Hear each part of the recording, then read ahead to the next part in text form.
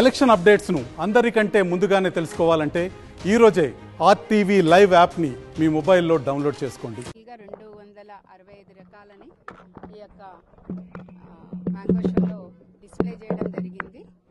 రైతుల యొక్క వాళ్ళ అవగాహన కోసము.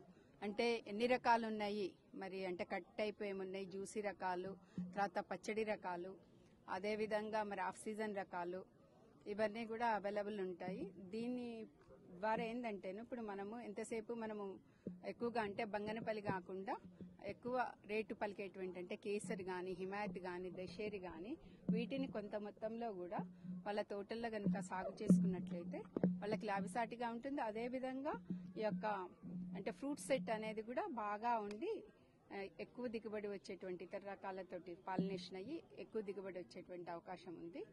అయితే మన కన్జ్యూమర్ ప్రిఫరెన్స్ ఏంటిదనేది రైతులు గమనించాలి. కొంతమందికి ఏంటంటే తీయగా ఉండే పండు ఇష్టం ఉంటుంది, కొంతమందికి కేవలం కోతనే అంటే రెగ్యులర్ మన బంగనపల్లి గట్టిగా కోతగా ఉన్నటువంటి టైపు ఆ రకం ఇష్టం ఉంటుంది. అండ్ కొంతమందికి ఏంటంటే పైన ఫ్లెష్ ఇట్లా బ్లష్ లాగా వస్తుంది, మొత్తం ఎర్ర రంగు ఉండేసేసి అలా ఉండి జ్యూసీగా ఉండేసేసేవి కొంతమందికి అంటే యొక్క రసాలు ఆ విధంగా ఇష్టపడతారు. మన యొక్క లోకల్ మార్కెటింగ్ ప్రకారం రిక్వైర్మెంట్ ప్రకారం వాళ్ళకి గనక సప్లై చేస్తే సరి అయిన స్టేజ్లో అది లాభసాటిగా ఉంటుంది. ముఖ్యంగా నేను రైతులకు ఏంటంటేను మన ఉత్తర భారతదేశం మార్కెట్ ఢిల్లీ మార్కెట్ని కనుక ఎర్లీగా దాన్ని క్యాచ్ చేసినట్లయితే అది చాలా లాభసాటిగా ఉంటుంది. ఇది మనం గత 2-3 సంవత్సరాల నుండి కూడా వాళ్ళకి రైతులకి చెప్పడం జరిగింది.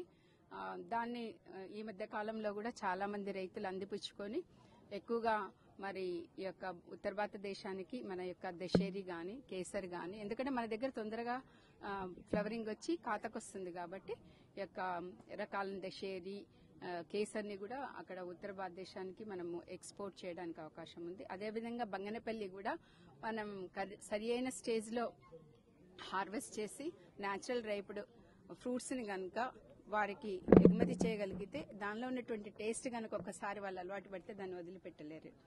ఇది నేను చెప్పదలుచుకుంది. తర్వాత వచ్చేసేసి మనం ఎక్స్పోర్ట్ ఓరియంటెడ్ చేయాలి అని అంటే ముఖ్యంగా ఈ యొక్క ఎటువంటి కీటకనాశనలు దాంట్లో రెసిడ్యూస్ లేకుండా ఉండేటువంటిది చూసుకుంటూ, అదేవిధంగా ఎక్కువగా ఫారిన్ మార్కెట్లో ఏంటంటే స్మాల్ సైజ్ ఫ్రూట్ అంటే 200 గ్రాములు ఉన్నదానికి ప్రిఫరెన్స్ ఉంటుంది. అదేవిధంగా దాని మీద షోల్డర్స్ మీద కానీ అట్లా బ్లెష్ అనమాట, ఎర్ర బ్లెష్ ఉంటే వాళ్ళకి అంత తీయగా లేకున్నా తీపి పులుపు కలగలిపినటువంటి టేస్ట్ ఎక్కువ ఇష్టపడతారు. మరి అలాంటి రకాల్లో మనకేంటంటే మామూలుగా కేసర్ చాలా బాగుంటుంది, కొద్ది బ్లెష్ ఉండి దానికి ఎక్స్పోర్ట్ అవకాశం ఉంది. మన యొక్క బంగనపల్లికి కూడా ఈ యొక్క అవకాశం ఉంది ఎక్స్పోర్ట్కి.